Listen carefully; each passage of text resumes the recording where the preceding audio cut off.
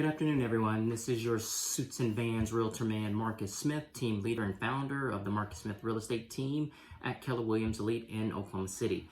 Today's Smith Talk Tuesday episode number 10 is the coronavirus and how it has affected the real estate industry.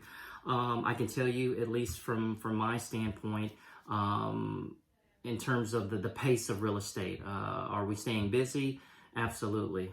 Buyers are still buying. Buyers are still going out viewing homes, submitting offers, contracts. We're seeing more and more homes hitting the market every day. We're seeing more and more homes go under contract, every day. So at least from that standpoint, it appears that, based on the numbers, real estate, we haven't seen a significant decline, at least from my perspective, within my business with my clients. A major decline.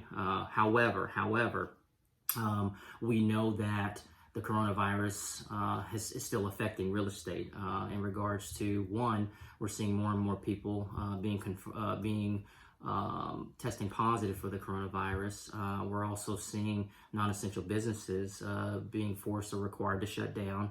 And also, too, we're seeing schools that basically have shut down buildings, and schoolwork is to be handled either online or through some other platform or means. I know some other schools in the state are trying to decide whether or not they're just going to cancel for the rest of the school year or not.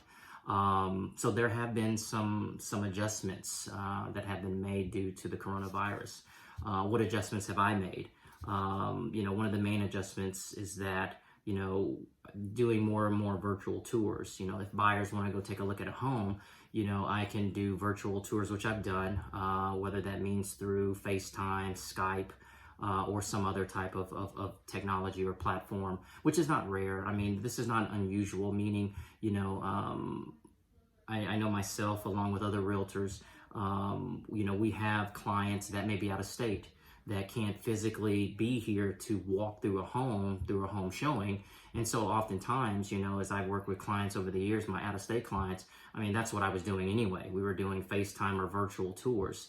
Virtual tours are just becoming more and more prevalent now because of the social distancing, of course, that's been recommended by all levels of government and so forth.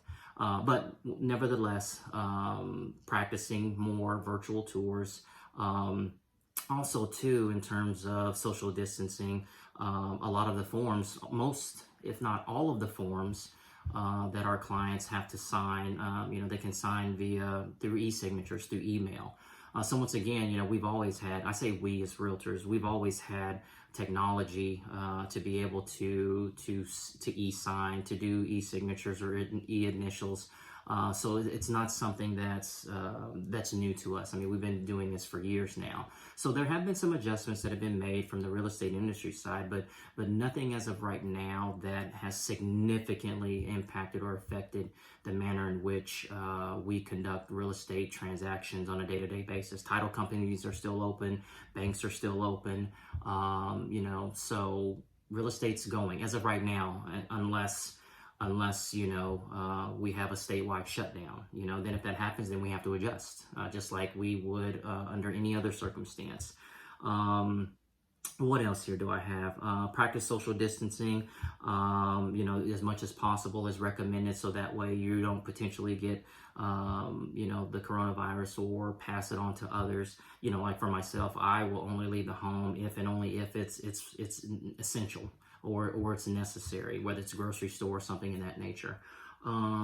But one of the things, the last part of this Smith Talk Tuesday that I wanted to briefly discuss is I've seen a lot of ugly out there in the past, 2 to 3 weeks. And when I say ugly, meaning just the attitudes and behavior that I've been seeing on social media. People are attacking people left and right due to the coronavirus and politics and government, and it's just gotten ugly, so much so that I haven't been posting as much on social media because it's kind of depressing.